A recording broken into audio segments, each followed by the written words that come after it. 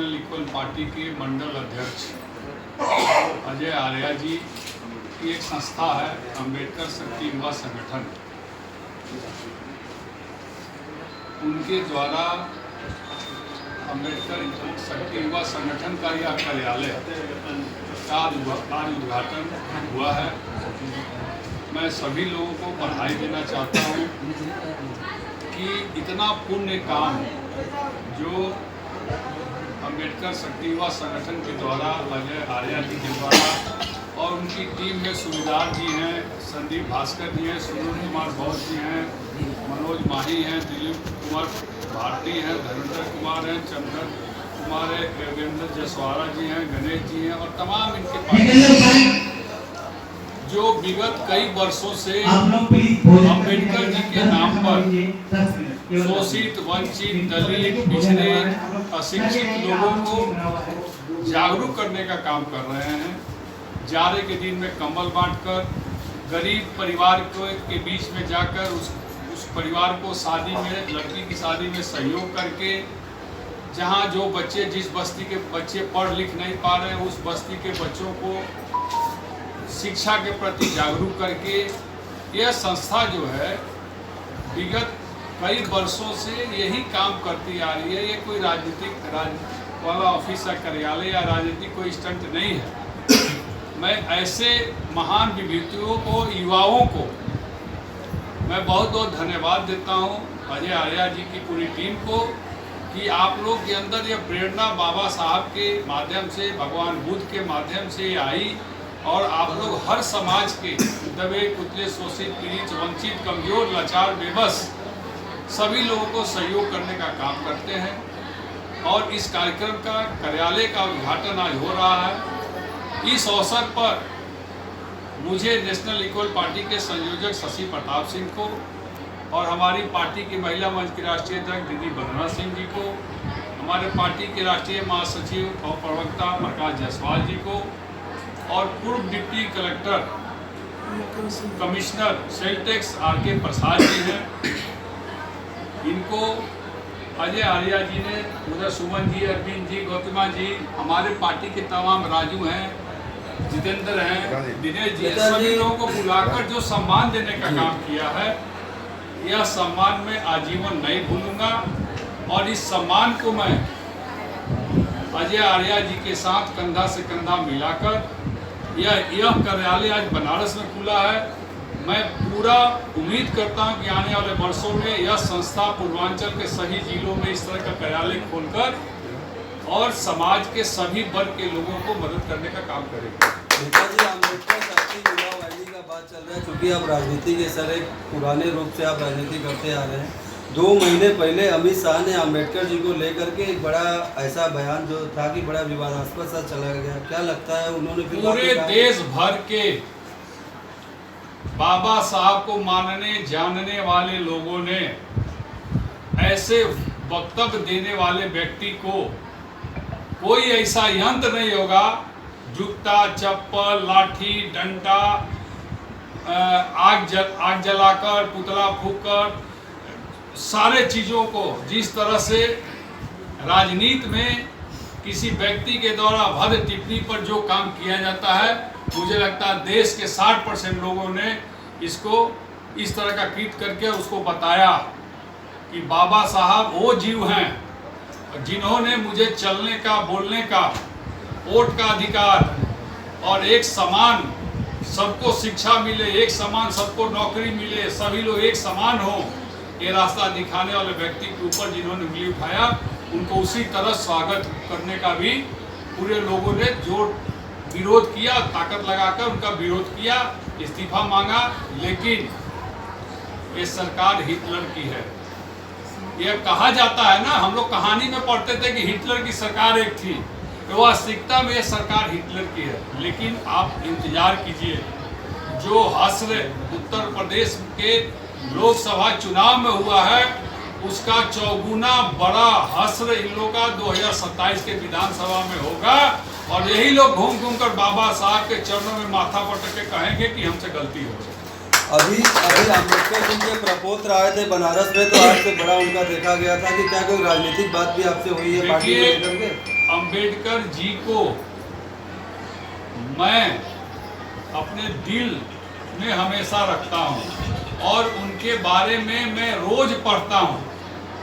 जो आदमी अंबेडकर जी को दिल में रखता होगा वो स्वाभाविक के कुछ परिवार से जुड़ेगा और जुड़ा होगा। उसी कड़ी में बाबा साहब के जो लड़के थे, परपोते जो थे, वो आए थे यहाँ पर, भाई प्रकाश जायसवाल जी के माध्यम से वो आए थे और हम लोगों ने उनका भरपूर स्वागत किया, अभिनंदन किया, वंदन किया। और बहुत जल्द ही यह प्रयास है कि बाबा साहब जी फिर हम लोग के बीच में उपस्थित होंगे और बहुत सी बातें आप लोग बीच में बताएंगे। वो दिन दूर नहीं है।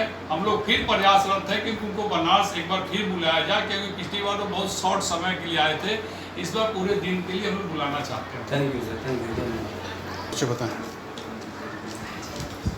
मैं आगे अम्बेडकर शक्ति का संघ का राष्ट्रीय अध्यक्ष। कि किस तरह से ये संस्था बनाई गई, आज किस तरह का कार्यालय यहाँ खुला है और क्या तरह से गांव के लिए विशेष योगदान देगा? यह संस्था हमारे समाज में शिक्षा को लेकर बनाई गई है और हमारे समाज में जितने अशिक्षित लोग हैं उन्हीं लोगों के लिए शिक्षा बनाने संस्था बनाई गई है। और हर गांव-गांव में घूम कर हम लोग शिक्षा के लिए बच्चों को जागरूक कर रहे हैं और 60-70 बच्चों को हम लोग गोद लिए हैं जिनके मम्मी पापा नहीं हैं या पिताजी नहीं हैं। वो पूरी देखरेख उनकी हमारी संस्था कर रही है और आगे भी करती रहेगी। आज कार्यालय का उद्घाटन किसके द्वारा किया गया?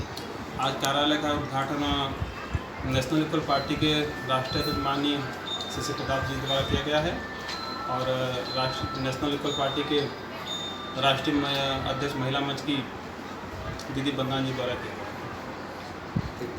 मेरा नाम आर के प्रसाद, मैं रिटायर्ड डिप्टी कमिश्नर वाराणसी में रहता हूँ। क्या कहेंगे, आज कार्यालय का उद्घाटन हुआ है? हमें सूचना मिली और आमंत्रण मिला श्री अजय आर्य जी से कि डॉक्टर अम्बेडकर युवा शक्ति युवा वाहिनी द्वारा एक कार्यालय का स्थापना की गई। उनसे आज उद्घाटन है, उस समारोह में हम आए और इनकी जो चीज़ें मैंने देखा है, समझा, अभी जब तक जो मैं रीड किया, इस तरह की संस्थाओं का अभाव है और उसको ये लोग पूरा कर रहे हैं, ये जानकर मुझे बड़ा हर्ष हुआ और उसमें मेरी सहभागिता है। दीदी, आज कार्यालय का उद्घाटन हुआ है, कितना ये सजीनी गांव वालों के लिए करेगा? देखिए, ये मैं आज अम्बेडकर युवा शक्ति वाहिनी का उद्घाटन करके मैं अपने आप को धन्य समझती हूँ और अजय आर्य जी और उनकी टीम को बहुत बहुत धन्यवाद देती हूँ कि उन्होंने मुझे यहाँ अपने कार्यालय का उद्घाटन करने का सौभाग्य प्राप्त हुआ मुझे। और ये सुनकर के मुझे और प्रसन्नता हुई और मैं अपने आप को धन्य समझती हूँ कि वो ऐसे बच्चों को गोद लिए हैं जिनके माँ बाप नहीं हैं और मैं हमेशा हर तरह से उनके साथ इस संगठन में खड़ी रहूँगी, चाहे वो जब जैसे हमको बुलाएंगे। मैडम जी, आपको उस क्षेत्र में हम लोग देखते हैं वंचितों संघर्षों के लिए तमाम संघर्ष करती हैं। क्या लगता है अंबेडकर के नाम का इस्तेमाल इस समय राजनीति में जो लोग करते हैं, क्या लगता है केवल नाम ही इस्तेमाल हो रहा है कि कुछ उनके सिद्धांतों को भी चलने की बात है? नहीं, जो लोग अंबेडकर जी का नाम इस्तेमाल करते हैं वो केवल वोट बैंक के लिए अपने करते हैं और बाबा अंबेडकर जी का तो हर व्यक्ति, हर समाज को उनका शुक्रगुजार होना चाहिए, क्योंकि उन्होंने एक समान सबको ज़िंदगी जीने के लिए और ख़ासकर महिलाओं को शिक्षित और आज़ादी के लिए उन्होंने संघर्ष किया है। और आज संविधान का ही दिया हुआ है कि हम सभी लोग एक समान ज़िंदगी जी रहे हैं। एक बहुत मुकाम मिलेगा, एक अच्छा शिक्षा मिलेगी उनको, क्या कहेंगे इस पर?